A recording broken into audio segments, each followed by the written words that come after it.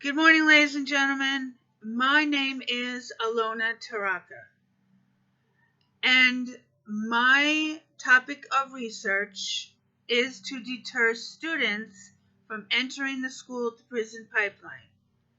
This is our second video in the series of learning about peace corners and peace rooms in our education system. So now I'm going to read to you part of my dissertation that introduces you more to these concepts within the education system. All right?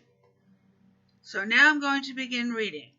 So for the rest of these series, I either will be reading to you or discussing a certain topic within this overall research that is being done. All right, now in order to implement the use of peace rooms in schools, one must learn the historical background of this current concept. The late great Dr. William Glasser, who was a psychiatrist, wrote a few books about schools and their failures and how to improve the benefit of the school district and its surrounding community.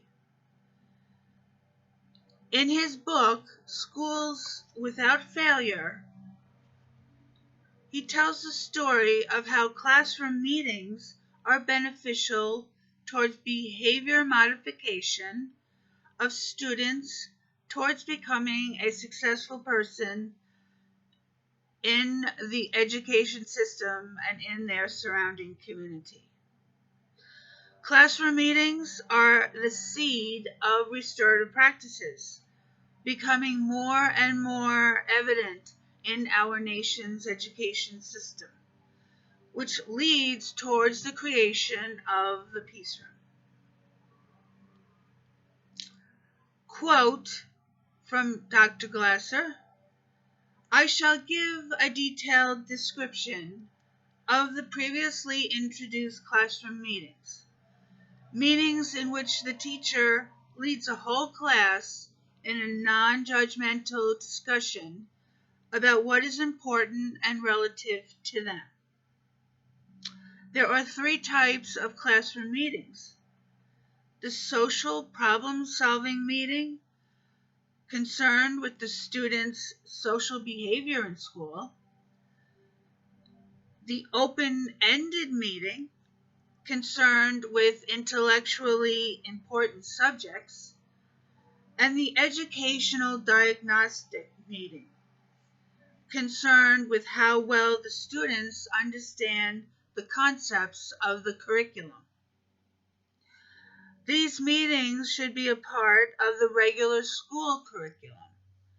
For purposes of this dissertation, the social problem-solving meetings will only be discussed.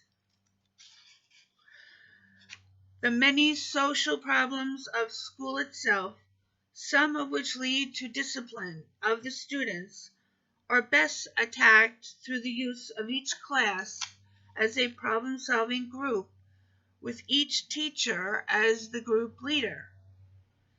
Teachers in their faculty meetings will do essentially the same thing that each class does in a classroom meeting: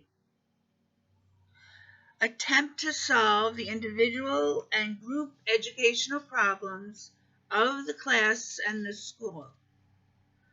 When children enter kindergarten, they should discover that each class is a working, problem-solving unit, and that each student has both the individual and group responsibilities. Responsibility for learning and for behaving so that learning is fostered and shared among the entire class. By discussing group and individual problems, the students and teacher can usually solve their problems within the classroom.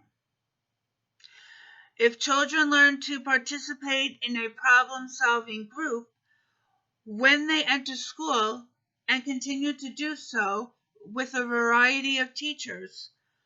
Throughout the 6 years of elementary school, they learn that the world is not a mysterious and sometimes hostile and frightening place where they have little control over what happens to them.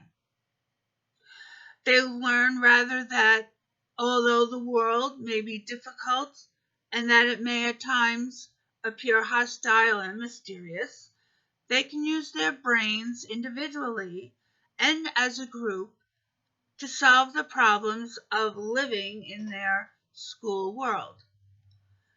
Over and above the value of learning to solve their problems through class meetings, students also gain in scholastic achievement. This gain is described by Dr. Edmund Gordon, professor of psychology and education at Yeshiva University. School children have many social problems, some of which may call for discipline, some not. Under ordinary conditions, because there is no systemic effort to teach them social problem solving, school children find that problems that arise in getting along with each other in social situations are difficult to resolve. Given little help, children tend to evade problems, to lie their way out of situations, to depend upon others to solve their problems, or just to give up. None of these courses of action is good preparation for life. The social problem-solving meeting can help children learn better ways. Thank you for your time and your patience and interest in today's video. We will continue at another time. Have a good day.